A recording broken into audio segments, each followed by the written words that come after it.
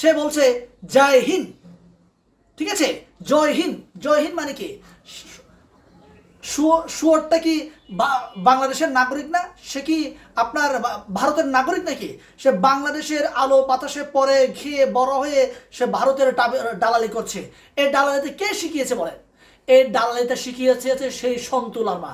এই সন্তু লারমার বিরুদ্ধে আমরা যখন কথা বলি, আমাদেরকে গুলি করে মেরে ফেলার জন্য, আমাকে গুম করার জন্য ওরা আমাদেরকে হুমকি ধুমকি দেয়। এই হুমকি মুখে আমাদের জীবনটাকে গাছের আগায় তুলে রেখে আমরা এইরকম দেশদ্রোহী মানুষের বিরুদ্ধে আমরা কথা বলে যাচ্ছি। আপনারা এই সন্তু লারমাকে কোটি কোটি টাকা রাষ্ট্রীয়ভাবে বিভিন্ন এনজিও দেশি বিদেশি ফান্ড দিয়ে থাকে। আমরা যারা দেশের পক্ষে কথা বলছি, আমাদের পাশে কেউ নাই। কে আছে কে নাই আমরা জানি না, তবে আমরা বিশ্বাস করি বাংলাদেশের দেশপ্রেমিক জনগণ আমাদের পাশে আছে। এই সন্তু লারমাকে প্রতিহত করতে হবে।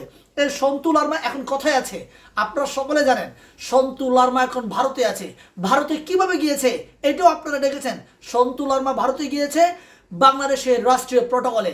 তাকে বাংলাদেশের মিডিয়াগুলো হাইলাইট ফলাও করে প্রচার করেছে, কিন্তু আমাদের কথাগুলো কোনো স্যাটেলাইট মিডিয়া, সেই আওয়ামী লীগের দালাল মিডিয়াগুলো এখনো আমাদের বক্তব্যগুলা এখনো প্রচার করে না, আমাদেরকে এখনো ডাকে না। তার একমাত্র কারণ আমরা দেশের পক্ষে কথা বলছি, আমরা ভারতের বিরুদ্ধে কথা বলছি, ভারতের আগ্রাসনের বিরুদ্ধে কথা বলছি।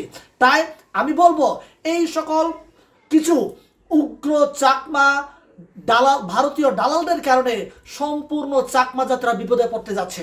তাই চাকমারা যদি আজও বুঝতে না পারে, সন্তু লারমা থেকে শুরু করে এই মনোজিৎ জুম্মের মতো কুলাঙ্গার চাকমাদের জন্য পুরো চাকমা জাতি আজকে বাংলাদেশের মানুষের কাছে একটা উগ্র জাতি হিসেবে পরিচিত লাভ করার জন্য তারা কাজ করে যাচ্ছে। তাই আমি উদাত্ত আহ্বান জানাবো এই পার্বত্য চট্টগ্রামের যে সকল চাকমা ভাইরা আছেন, আপনারা এখনো ভুল জায়গায় আছেন। আপনারা শুধরে আসেন।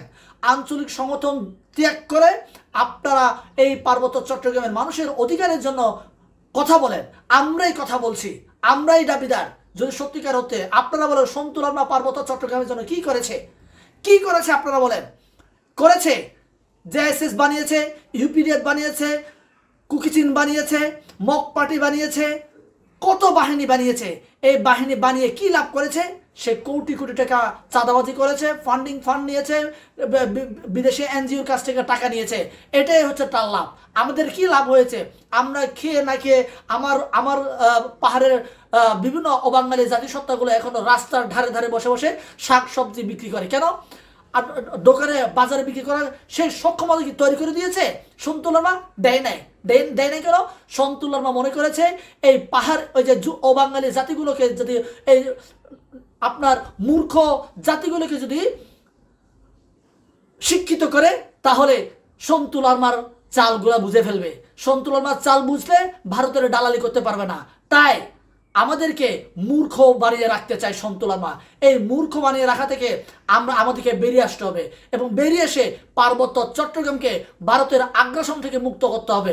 ভারত আমাদেরকে মেধাশূন্য করার জন্য এই পার্বত্য চট্টগ্রামকে তাদের দখলে নেওয়ার জন্য পায়তারা করে যাচ্ছে। তাই আমাদের সকলকে দল মত নির্বিশেষে, জাতি ধর্ম নির্বিশেষে একযোগে বাঙালি অবাঙালি সবাইকে ঐক্যবদ্ধ হয়ে সন্তু লারমার মতো ভারতীয় দালালদেরকে, ভারতীয় এজেন্টদেরকে আমাদের প্রতিহত করতে হবে।